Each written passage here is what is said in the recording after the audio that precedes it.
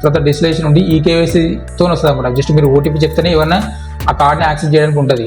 మీరు ఓటీపీ చెప్పకుండా మీ పర్మిషన్ లేకుండా కూడా దాన్ని యాక్సెస్ చేయడానికి కూడా లేదు. సో అంత స్ట్రాంగ్గా మంచి స్ట్రాంగ్ సెక్యూర్ ఫీచర్స్తో కార్డు తీసుకొస్తున్నారు. ఈ అగ్రిస్టాక్ అనేది దాదాపు 3 years అయిపోయిందండి సెంట్రల్ గవర్నమెంట్ స్కీమ్ తీసుకొచ్చి. సో ఈ అగ్రిస్టాక్ ఏంటంటే ఎవరైతే రైతులు ఉన్నారో, ఎవరైతే భూమి ఉండి వ్యవసాయం చేస్తున్నారో వాళ్ళందరూ కూడా దీంట్లో రిజిస్టర్ అవ్వాలి. సో దీంట్లో ఎవరైతే రిజిస్ట్రేషన్ అవుతారో వాళ్ళకందరూ కూడా ఒక ఆధార్ కార్డ్ టైప్ ఒక కార్డు వస్తుందండి, ఒక 12 digit నెంబర్తోని విత్ QR కోడ్తోని.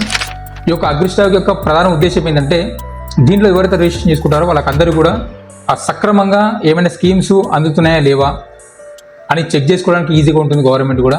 అలాగే రేపు భవిష్యత్తులో కనుక ఏదైనా స్కీమ్స్ వస్తే కూడా వాళ్ళకి ఎంత మేరకు అది యూజ్ అవుతుందని తెలుసుకోవడానికి కూడా ఈ అగ్రిస్టాక్లో రిజిస్ట్రేషన్ అయిన వాళ్ళ ద్వారా కూడా తెలిసిపోతుంది.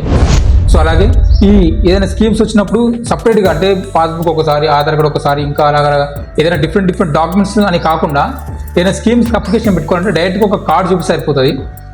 ఇది ఈ అగ్రిస్టాక్ సంబంధించిన ఒక కార్డు చూపిస్తే సరిపోతుంది అనమాట. సో ఎందుకంటే దాంట్లో మన బ్యాంకు డీటెయిల్స్, ల్యాండ్ డీటెయిల్స్, మన ఆధార్ కార్డు, అడ్రస్ అవన్నీ కూడా దాంట్లో ఉంటాయి. సో మనకి ఏమైనా స్కీమ్స్ రిజెక్ట్ చేసినా లేదంటే ప్రభుత్వం దగ్గర నుంచి ఏమైనా స్కీమ్స్ వచ్చినా సరే తెలుసుకోవడానికి మనము చూసుకోవచ్చు. అంటే మన అకౌంట్లో లాగిన్ చేసి మన స్టేటస్ ఏంది, మనకి ఎందుకు రాలేదు స్కీమ్స్ అని మనం చూసుకోవచ్చు. అలాగే మన భూమి అమ్మినా లేకపోతే అర్హత లేదైనా సరే గవర్నమెంట్ కూడా చెక్ చేసుకోవడానికి ఈజీగా ఉంటుంది అన్నమాట. సో ఆల్మోస్ట్ అన్ని స్టేట్స్ అయిపోయాయి, ఈ నార్థన్ స్టేట్స్ అయితే అయిపోయాయి.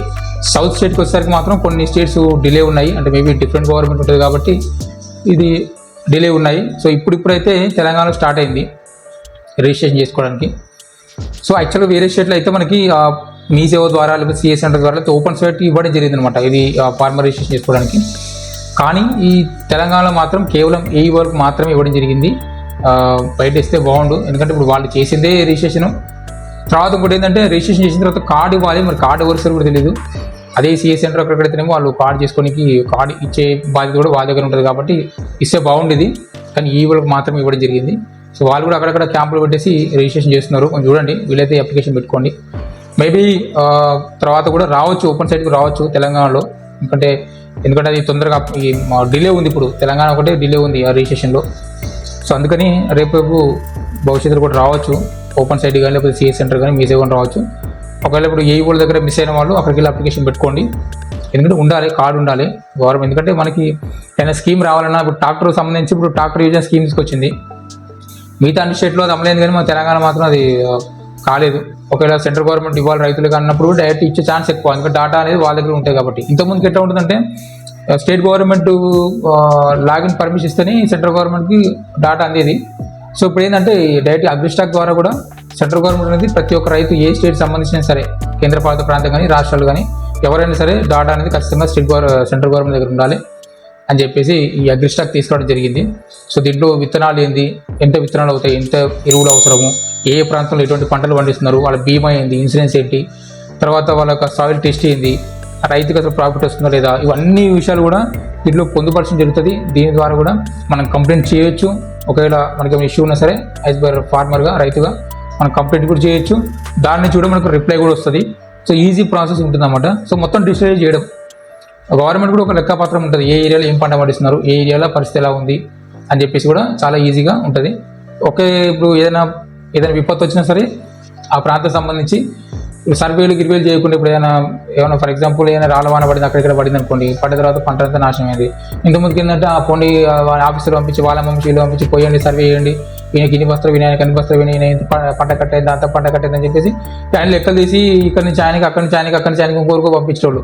ఇక ఈయన దగ్గర నుంచి ఆయనకి పోయేసరికి అన్ని తప్పు తడకలు పైకి పోయేసరికి అసలు ఆయనకి పోయేది, అట్లా ఉంటుండేది. అంటే అది మానవ తప్పిదం అనుకోండి.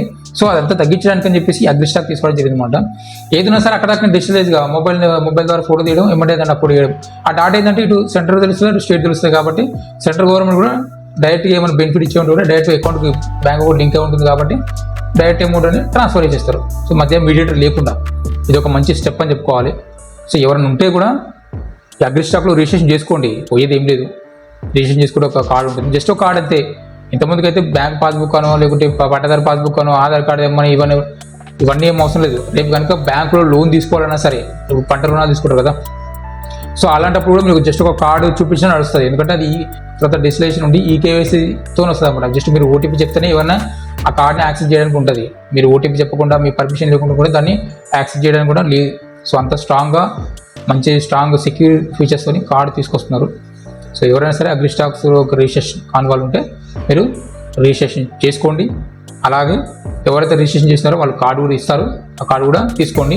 ఒకవేళ మిస్ అయితే తెలంగాణలో చెప్తున్నాను, ఒకవేళ తెలంగాణలో ఎవరైనా కనుక అలాంటి రైతులు మిస్ అయితే కనుక రేపు భవిష్యత్తులో సిఎస్సి సెంటర్ వాళ్ళకి రావచ్చు, మీ సేవా సెంటర్ వాళ్ళు కూడా రావచ్చు. నా సజెషన్ ఏంటంటే సిఎస్సి సెంటర్లో అప్లికేషన్ పెట్టండి, ఎందుకంటే సెంట్రల్ స్కీమ్ కాబట్టి. ఎందుకంటే రేపు పొద్దున్న తర్వాత ఏదైనా దానిపైన ఇంకేదైనా ప్రాసెస్ అయినా సరే సిఎస్సి సెంటర్ వాళ్ళకి మాత్రమే అప్లికించే ఛాన్స్ ఎక్కువ ఉంటుంది. సో నా సజెషన్ ఇది మాత్రం సిఎస్సి సెంటర్ అప్లికేషన్ పెట్టుకోండి. సో దీనికి ఏం డాక్యుమెంట్స్ అంటే ఫస్ట్ రిజిస్ట్రేషన్ అప్పుడు మొబైల్ ఫోన్ కంపల్సరీ, అంటే Aadhaar card mobile number link compulsory ఉండాలి. అదే మొబైల్ నెంబర్ మాత్రమే ఇవ్వాలి, గుర్తుపెట్టుకోండి. ఆధార్ కార్డు లింక్ ఉన్న మొబైల్ మాత్రమే ఇవ్వాలి, ఇది మాత్రం కంపల్సరీ. అలాగే బ్యాంకు డీటెయిల్స్ ఇచ్చేటప్పుడు కూడా మీ ఆధార్ కార్డుకి లింక్ ఉన్న బ్యాంకు డీటెయిల్స్ మాత్రమే ఇవ్వాలండి. చాలామంది మిస్టేక్ చేస్తున్నారు. బ్యాంకు అంటే ఇప్పుడు మల్టిపుల్ అకౌంట్స్ ఉంటాయి, 1-2 బ్యాంక్ అకౌంట్స్ ఉంటాయి.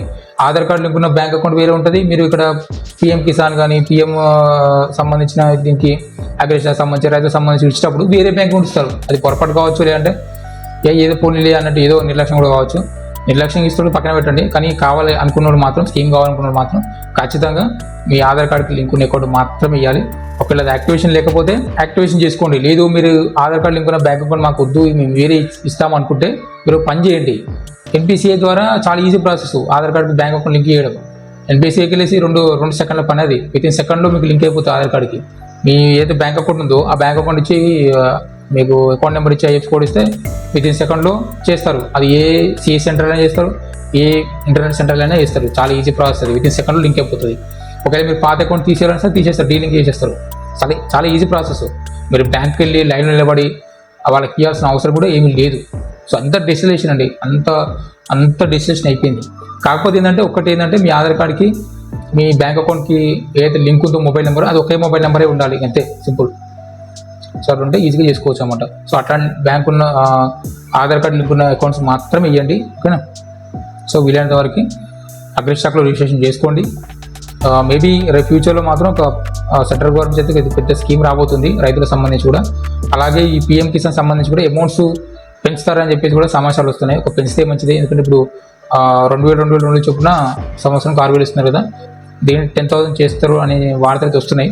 మేబీ చెప్పలేము, కానీ 10,000 చేస్తే మాత్రం కొంచెం స్ట్రిక్ట్గా ఉంటాయి రూల్స్. ఆ తర్వాత అన్ని సరిగా ఉన్న వాళ్ళకి మాత్రమే ఇస్తారు. ఏమైనా డౌట్స్ ఉంటే నాకు కామెంట్ చేయండి. నాకు తెలిసినంత వరకు నా దగ్గర ఉన్న సమాచారం మేరకు నేను ఖచ్చితంగా రిప్లై ఇస్తాను. సో నా వీడియో కనుక నచ్చితే లైక్ చేయండి, నా ఛానల్ సబ్స్క్రైబ్ చేయండి, ఓకేనా. Thank you for watching. జై హింద్.